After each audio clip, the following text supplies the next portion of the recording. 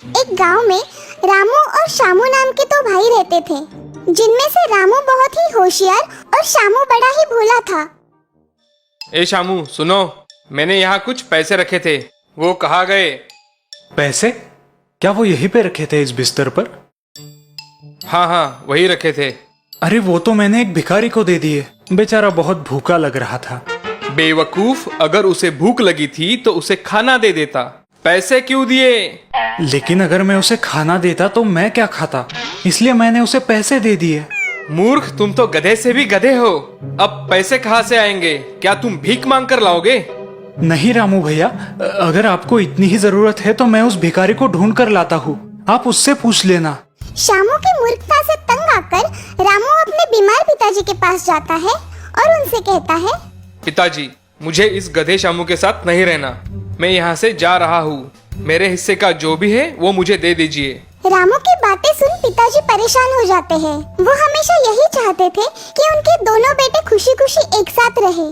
सुनो रामू, मेरे पास जो भी है उस पे तुम दोनों का एक समान हक है, इसीलिए ये बंटवारा मैं नहीं कर पाऊंगा।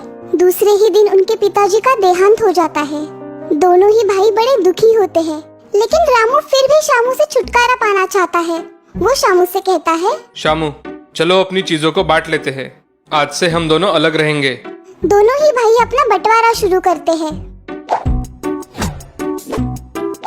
ये एक कपड़ा तुम्हारा और ये एक मेरा। ये एक? हाँ, ये तो मेरे ही कपड़े हैं चोर। ये एक मुर्गी मेरी और मुर्गी तो एक ही है भाई, अब क्या करे? एक काम करते हैं भाई, तुम इस मुर्गी को रख लो और इसके अंडे मैं रखूंगा। हाँ सच में? क्या मैं मुर्गी रख सकता हूँ? हाँ हाँ सच में, लेकिन याद रखना अंडों पे सिर्फ और सिर्फ मेरा ही हक होगा। और ये बिस्तर भी हमारे पास एक ही है। एक काम करो, तुम इस बिस्तर पर दिन में सो लेना और रात को मैं सोऊंगा। हो गया ना हिसाब बराबर? शामू रामू की सभी बातें बिना कुछ सोचे ही मान लेता है। शामू हर रोज मुर्गी की देखभाल करता है, उसे दाना पानी खिलाता है और रामू चालाकी से उस मुर्गी के अंडों को बाजार में बेचकर पैसे कमाता है। मूर्ख शामू, तुम इस मुर्गी को खिलाओ और मैं इससे पैसे कमाऊंगा। दिन भर मेहनत करने के बाद भी बेचारे शामू को जमीन पर ही सोना पड़ता और रामू मजे से बिस्तर पर सोता। धीरे धीरे शामू को रामू के इस व्यवहार का पता चल जाता है। वो उसे सबक सिखाने की सोचता है। दूसरे ही दिन शामू मुर्गी को ले जाकर बाजार में बेच देता है। घर जाकर बिस्तर का गद्दा भी हटा देता है। शामू, मुर्गी और अंडे कहाँ है? अंडों का तो पता नहीं, लेकिन मुर्गी को तो मैंने बेच दिया। क्या बेच दिया? मूर्ख! भाई आप ही ने तो कहा था कि आपका सिर्फ अंडों पे ही हक है और मेरा मुर्गी पर, तो मैंने उसे बेच दिया। रामू नाराज होकर वहाँ से चला जाता है। रात को वो आराम करने जब बिस्तर के पास आता है तो वो देखता है कि उस पर डाला हुआ गद्दा गायब है। शामू, अब इस बिस्तर का गद्दा कहाँ है? अरे उसे तो मैंने आज सुबह ही धोने डाला है, लगता है अभी तक सूखा नहीं। मूर्ख, अब मैं सोऊंगा किस पर? वो तुम देख लो भाई, मैं तो चला सोने। कुछ दिनों तक ऐसे ही चलता रहता है। रामू परेशान हो जाता है और आखिरकार उसे अपनी गलती का एहसास होता है। शामू, मैं हार मानता हूँ, मैंने तुम्हें बेवकूफ और ना समझ समझा, मुझे माफ कर दो भाई।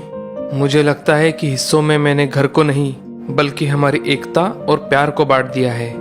आज से इस घर में कोई हिस्सा नहीं होगा, जो भी होगा वो हम दोनों का होगा। रामू की बातें सुन शामू खुश हो जाता है और उसे गले लगाते हुए कहता है, रामू, हमारे पिताजी भी यही चाहते थे कि हम हमेशा साथ में खुश रहे। रामू और शामू फिर साथ मिलकर खेत में काम करने लगे और खुशी खुशी अपनी जिंदगी जीने लगे। गांव में रामू नाम का एक लालची दूध वाला रहता था। वो हमेशा ज्यादा पैसे कमाने के बारे में सोचता रहता।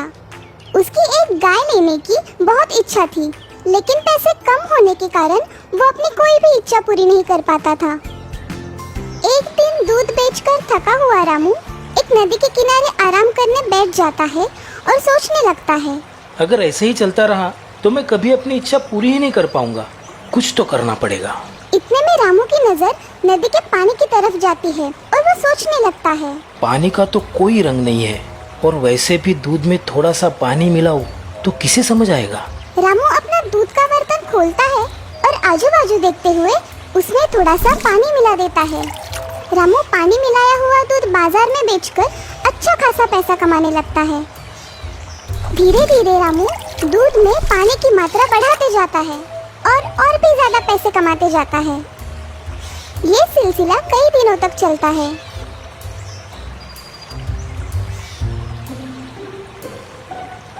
एक दिन रामू खुशी खुशी उसी नदी के किनारे एक पेड़ के नीचे बैठ जाता है।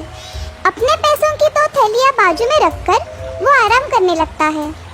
रामू को नींद आ जाती है। इतने में पेड़ पर बैठे दो बंदर नीचे आकर रामू के पैसों की थैलियों को उठा ले जाते हैं। जब रामू नींद से उठ जाता है, उसकी थैलियों को वहाँ से गायब हुआ देख वो परेशान हो जाता है। ये क्या? तभी उसकी नजर पेड़ पर बैठे हुए उन दो बंदरों पर पड़ती है। उनके हाथ में पैसों की थैलियां देखकर रामू गुस्से से चिल्लाने लगता है, लेकिन बंदर रामू की एक नहीं सुनते और हंसते हंसते नाचने लगते हैं। तभी रामू गुस्सा होकर जोर जोर से कूदने लगता है। उसे देख बंदर भी कूदने लगते हैं। रामू और गुस्सा होता है और अपना सिर खुजाने लगता है। बंदर भी अपना सिर खुजाने लगते हैं। रामू समझ जाता है कि ये बंदर उसकी नकल उतार रहे हैं। रामू थोड़ा सोचता है, फिर अपने सर से अपनी पगड़ी निकालकर जमीन पर पटक देता है। बंदर भी रामू की नकल कर पैसों की थैलियों को जमीन पर फेंक देते हैं। लेकिन उसमें से एक थैली जाकर नदी में गिर जाती है। मेरे सारे पैसे गए। अरे मेरे पैसे, मेरे सारे पैसे चले गए। मेरे इतने दिनों की मेहनत पानी में चली गई। रामू रोने लगता है। तभी वहाँ एक साधु आता है। रामू को रोता हुआ देख साधु रामू से पूछता है, क्या हुआ? तुम इतने दुखी और परेशान क्यों हो? रामू सारी बातें उस साधु को बताता है। बातें सुन साधु हंसने लगता है और कहता है, तुमने जो भी पैसा पानी मिलाकर कमाया वो तो सारा पानी में चला गया, और जो पैसा तुमने मेहनत और ईमानदारी से कमाया वो अभी भी तुम्हारे पास है। एक बात हमेशा याद रखना बेटा, बेईमानी का अंजाम हमेशा बुरा ही होता है, इसलिए सदा ईमानदारी से अपना काम करते रहो। साधु की बातें सुन रामू को अपनी गलती का एहसास हो जाता है। ऐसी गलती दोबारा ना करने का वो साधु को वचन देता है।